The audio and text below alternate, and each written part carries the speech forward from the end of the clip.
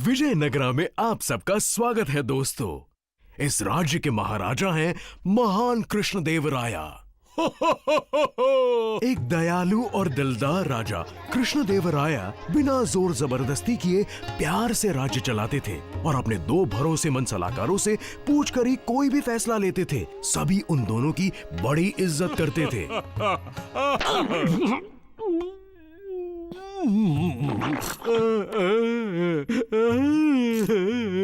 पहले थे अकलमंद और मशहूर शाही सलाहकार। राजगुरु जी, मैं भी साफ कर देता हूँ। क्या?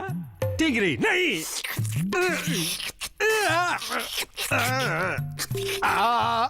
बस करो।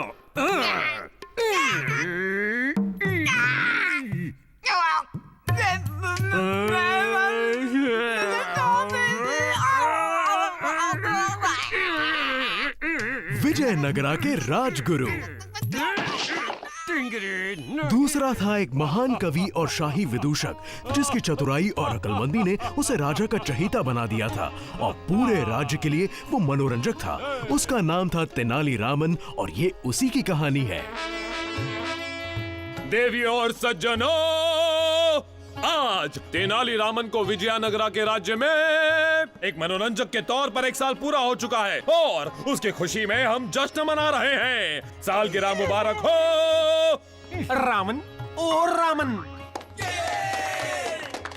रामन, हम सभी ये जानना चाहते हैं कि तुम एक मनोरंजक कैसे बने, बताओ ना। ओ राजगुरु, आप भी ना।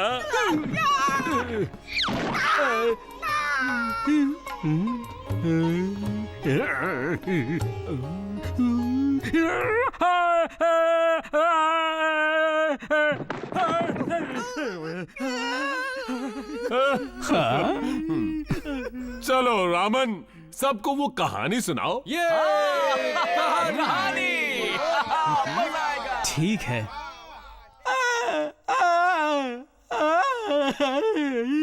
बात तब की है जब मैं अपने गांव तेनाली में रहता था।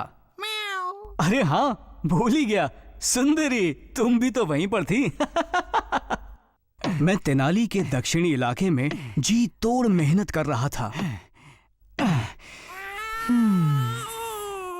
हाँ सुंदरी, अच्छा याद दिलाया। मैं कुछ कर नहीं रहा था बल्कि आराम से सो रहा था।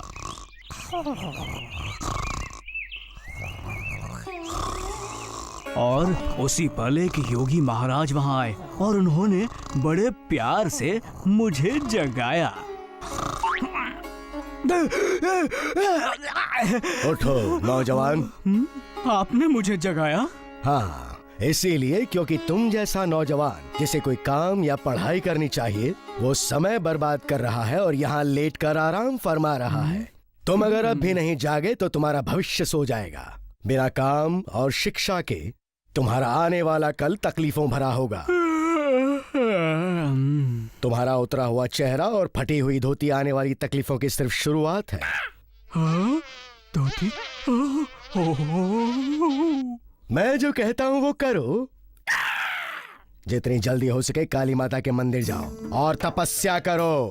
वो देवियों की देवी महाशक्तिशाली है, बुराई का विनाश करती है। जल्दी जाओ, काली माँ के मंदिर जाओ और दिल लगाकर उसकी तपस्या करो। वो तुम्हारा उद्धार जरूर करेंगी। जैसा आपने कहा वैसा ही करूंगा। आओ सुंदरी। योगी की बात सुनते ही मैंने झट से दक्षिण की तरफ अपनी यात्रा शुरू की। वाह, क्या बात है। बहुत अच्छे। दरबार खामोश हो जाए। आगे बताओ रामन। जी ठीक है। अपने उस लंबे सफर के बाद मैं काली माँ के पहाड़ तक पहुंच गया। मैं दौड़ते हुए सीढ़ियां चढ़ने लगा। ला ला ला ला ला ला ला ला। क्या? अरे हाँ, फिर से भूल गया। हम दौड़ते हुए नहीं बल्कि बहुत मुश्किल से चढ़ पाए थे।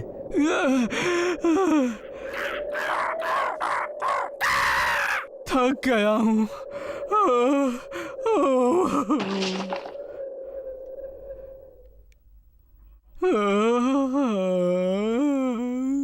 उठो रामन।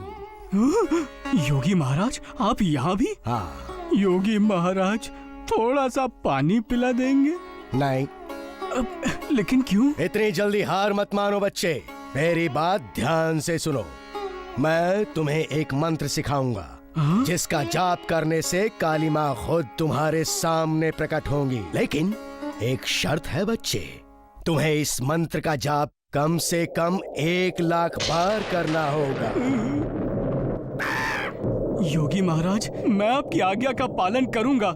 मुझे वो मंत्र सिखाइए ना। उन्होंने वो मंत्र बड़े प्यार से मुझे सिखाया। आप जा सकते हो, तुम वो मंत्र सीख गए हो। जाओ और अपना भविष्य उज्जवल बना लो। काली माँ को प्रसन्न करो, उनसे अच्छी सेहत और धन दौलत मांगो। तुम्हारा भविष्य उज्जवल हो नौजवान।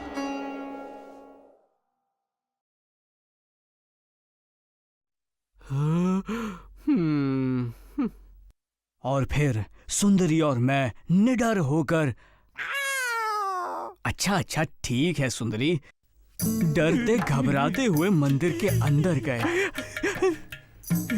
ये तो बहुत ही डरावनी जगह है सुंदरी।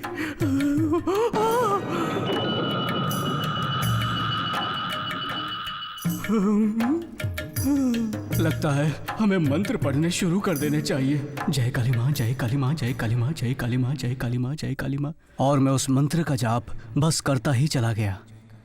मैंने वक्त पर बिल्कुल भी ध्यान नहीं दिया, बस जाप करता गया। और फिर जय काली माँ, जय काली माँ। ये क्या?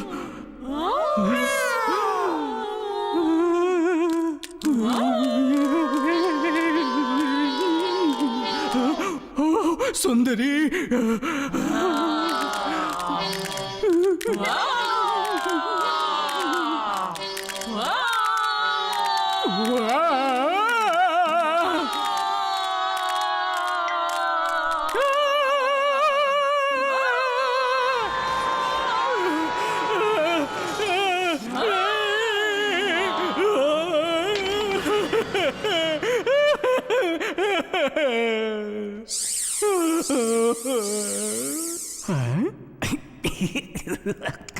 तुम्हारी तपस्या देखकर मैं बहुत प्रसन्न हुई। मांगो जो भी तुम्हें मांगना है।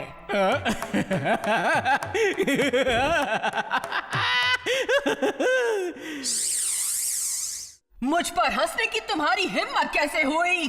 काली माँ, आप पर हंसने के लिए मुझे क्षमा कर दीजिए। मैं आपका भक्त हूँ, पर क्या करूँ, आप ही का नादान बालक हूँ। जब आप मेरे सामने प्रकट हुई तो मेरे दिमाग में एक बात आई और मैं अपनी हंसी को रोक नहीं पाया और मेरी हंसी छूट गई। बात? कौन सी बात बच्चा? काली माँ, मेरे पास एक ही सिर है और जब मुझे जुकाम होता है तो एक ही नाक को पोंछते पोंछते मेरे दोनों हाथ दुखने लगते हैं। मैंने सोचा आपको कभी जुकाम हुआ तो इतनी सारी नाक पोंछने में आपको कितनी तकलीफ होती होगी।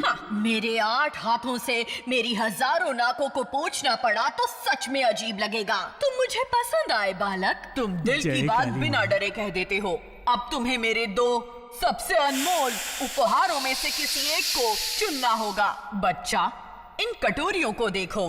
सोने की कटोरी में है दूध और चांदी की कटोरी में है दही।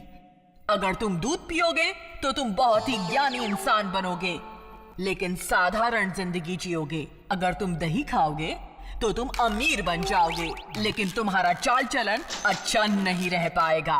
हे काली माँ, आपके हाथों में मैं उन्हें ठीक से देख नहीं पा रहा हूँ।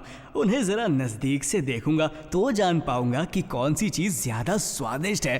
कृपया कटोरियां दे दीजिए ना। देख लो।